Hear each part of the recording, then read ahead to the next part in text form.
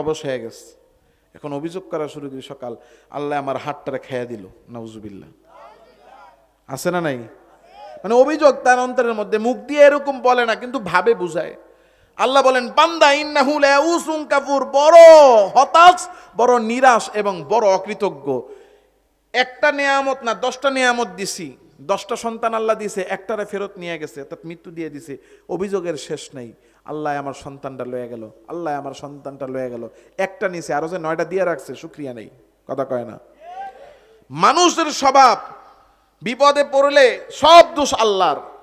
আর আল্লাহ এরপরে বলেন ওয়ালা ইন আযাকনাহু নামা আবাদা দাররা, আবার বিপদের পরে যখন বিপদ শেষ হয় তখন আর আল্লাহর কথা মনে করে না, সব ক্রেডিট নিজে নেয়। ওই যে বললাম না যে নদী পার হওয়ার আগে মাঝখানে আল্লাহরে ডাকে, আর পার হওয়ার পরে সব ক্রেডিট চলে যায় মাঝির।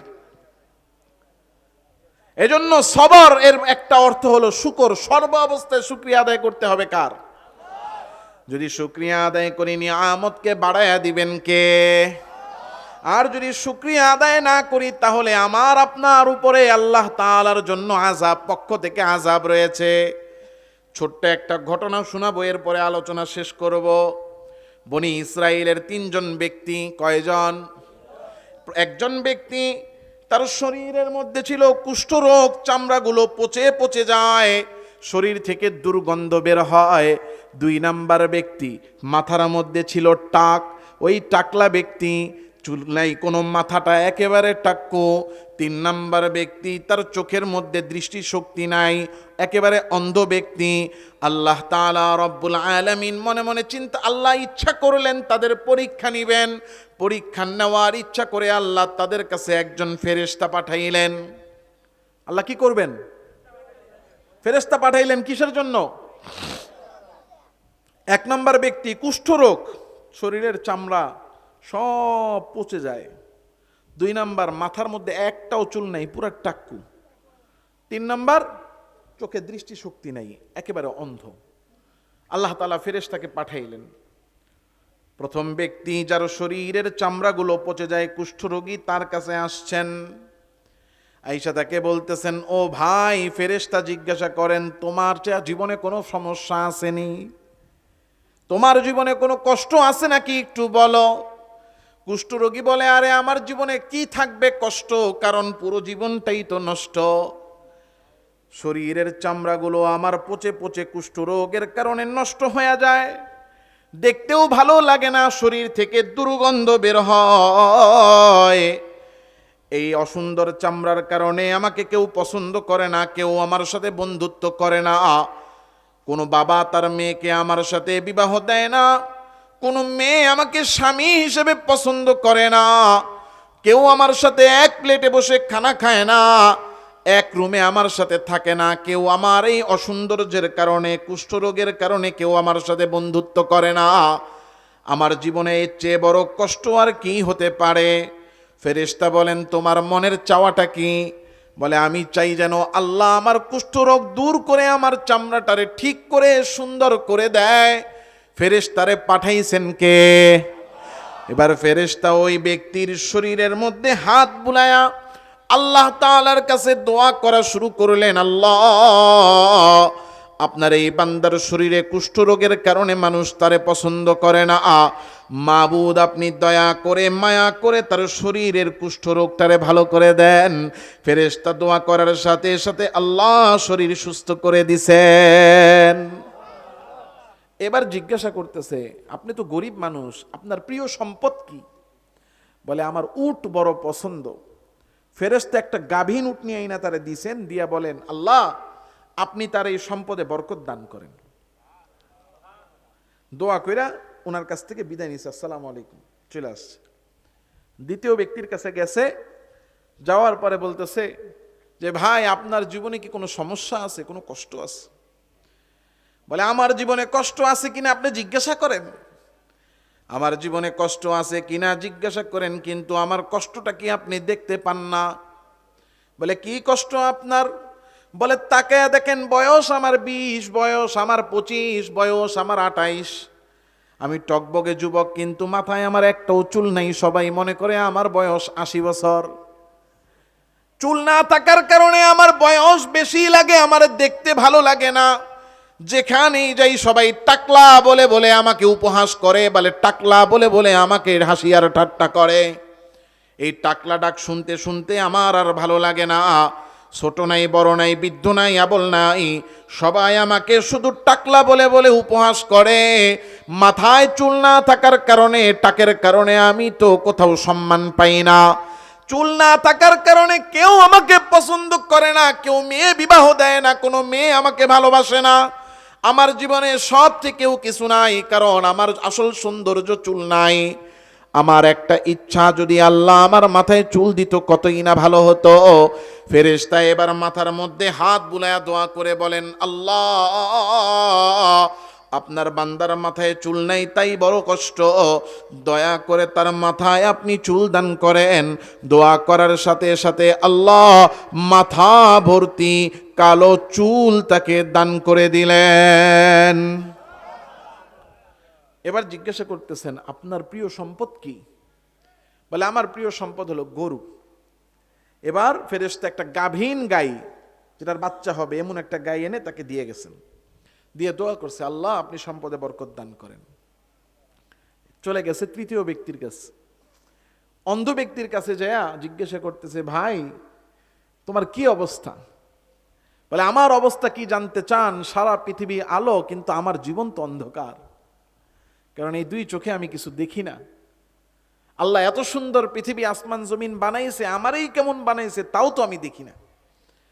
তোমার জীবনের চাওয়া কি? একটাই চাওয়া, যদি আল্লাহ আমার দৃষ্টিশক্তি ফিরে দিত, আমি আল্লাহ দুনিয়ার আলো দেখতে পারতাম। এবার ফেরেশতা দুই চোখের উপরে হাত বুলায়া দোয়া করে বলে, আল্লাহ আপনার এই বান্দার চোখের দৃষ্টিশক্তি নেই, মালিক আপনি দৃষ্টিশক্তি দান করেন। সুবহানাল্লাহ। দোয়া করার সাথে সাথে ফেরেশতা আল্লাহ তাআলার কাছে বলছেন, আর আল্লাহ চোখের দৃষ্টিশক্তি ফিরে দিয়েছেন। এবার ফেরেশতা জিজ্ঞাসা করে, ভাই বলো তো তোমার প্রিয় সম্পদ কি? এবার ওই ব্যক্তি বলে, আমার প্রিয় সম্পদ হলো ছাগল। ফেরেশতা এবার তাকে একটা গাভীন ছাগি দিয়া দোয়া করে বলে, আল্লাহ তার সম্পদের মধ্যে আপনি বরকত দান করেন। এই কথা বলে এবার ফেরেশতা চলে গেছে। তিনজন সুখে শান্তিতে থাকতেছে। যার গায়ে কুষ্ঠরোগ ছিল, সুন্দর চামড়া, দেখতে বড় সুন্দর, বিয়ে করে সংসার করছে। এদিকে উট বাড়তে বাড়তে বাড়তে বাড়তে মাঠ ভরে গেছে।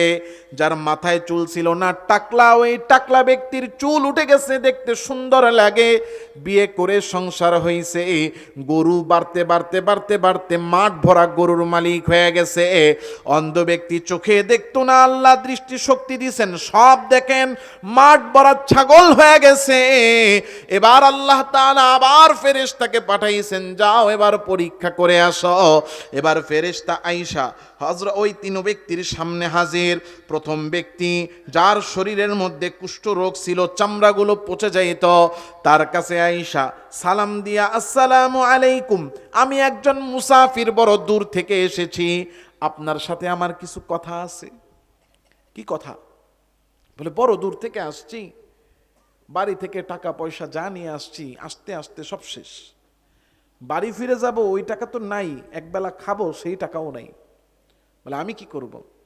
বলে, আল্লাহ তো আপনাকে কত সুন্দর করে বানাইছেন, আল্লাহ মাঠ ভরা উট আপনাকে দান করছেন, আপনি এর মধ্য থেকে আমাকে একটা মাত্র উট দান করেন, আল্লাহর ওয়াস্তে একটা উট দেন, যাতে আমি তা দিয়া খাইতেও পারি, আবার বাড়িতেও ফিরে যাইতে পারি।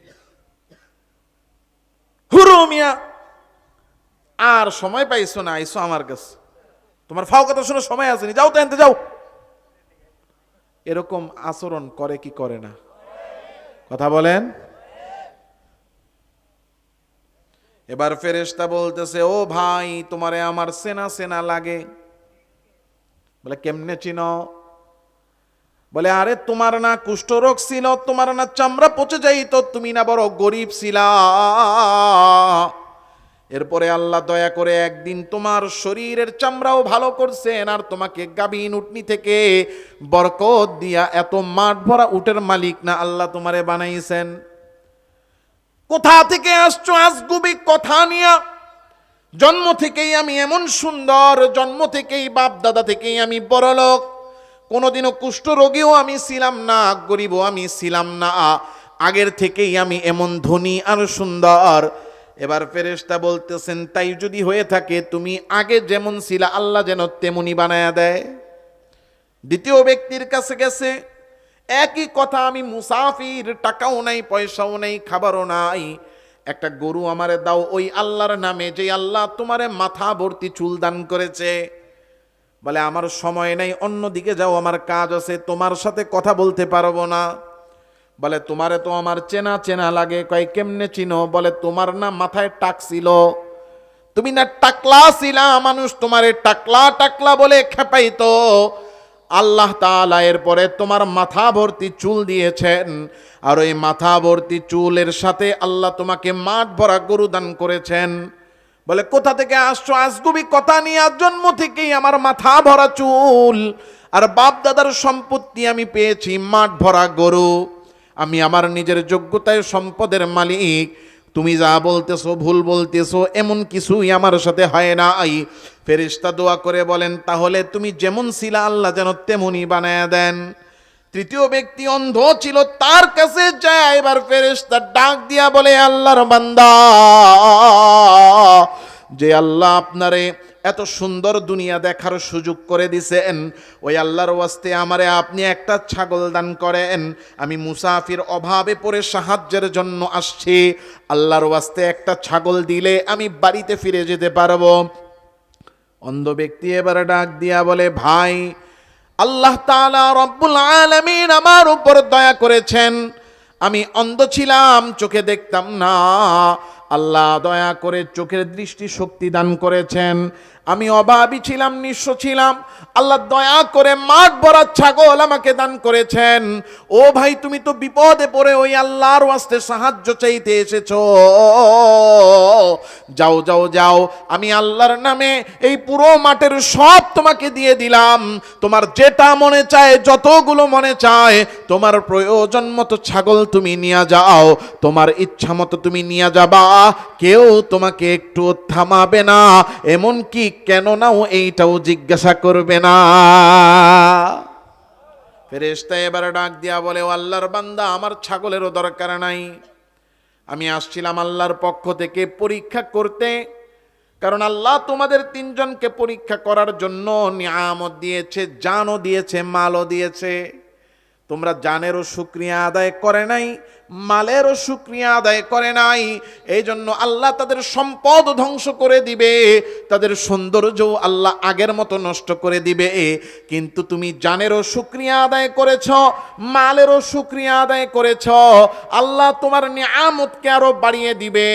আমি নিব না, তুমি তোমার সম্পদ ভোগ করতে থাকো। এই জন্য সবরের দ্বিতীয় প্রকার শুকর। মানুষ টাকাওয়ালা হইলে অহংকারী হয়ে যায়, ক্ষমতা পাইলে অহংকারী হয়ে যায়, নিজের পরিচয় নিজে ভুলে যায়, সামনে কে আছে তার মর্যাদা ভুলে যায়। আল্লাহ তাআলা রব্বুল আলামিন, তারা হলো অকৃতজ্ঞ, তাদের প্রতি আল্লাহ অসন্তুষ্ট। এজন্য সবরের প্রথম প্রকার, সব বিপদে ধৈর্য ধারণ করা। সেই ধৈর্য ধারণটা হবে, আল্লাহ তাআলা রব্বুল আলামিনের নাফরমানি করা যাবে না। ইন্নালিল্লাহ পড়বো, আল্লাহ তাআলা রব্বুল আলামিনের নাফরমানি থেকে বেঁচে থাকবো, আমল চালিয়ে যাব। এটা হলো সবরের প্রথম প্রকার, প্রথম অর্থ। দ্বিতীয় অর্থ, সর্বাবস্থায় শুকরিয়া আল্লাহ তাআলার করতে হবে। কার শুকরিয়া? তিন নম্বরে আরেকটা অর্থ আছে, ওইটা আর আজকে বলবো না। যদি আল্লাহ কখনো আনে, এই দুইটার আমল করেন, দুইটার আমল যদি করেন, ইনশাআল্লাহ ওই যে বললাম 2 পুরস্কার পাওয়া যাবে, ইনশাআল্লাহ করা যাবে তো, ইনশাআল্লাহ রাজি আছেন? এই জন্য আমল করতে হবে, শুধু বয়ান শুনলে হবে না, আমল করতে রাজি আছেন ইনশাআল্লাহ? আল্লাহ আমাদের সবাইকে সবরকারী, ধৈর্য ধারণকারী হওয়ার তৌফিক দান করেন। আস্তাগফিরুল্লাহ রাব্বি মিন কুল্লি যামবি ওয়া আতুবু ইলাইহি, লা হাওলা ওয়ালা কুওয়াতা ইল্লা বিল্লাহিল আলিয়্যিল আযীম। اللهم صل على سيدنا ونبينا وشفيعنا وحبيبنا ومولانا محمد صلى الله تعالى عليه وعلى آله وأصحابه وبارك وسلم. الحمد لله رب العالمين، والصلاة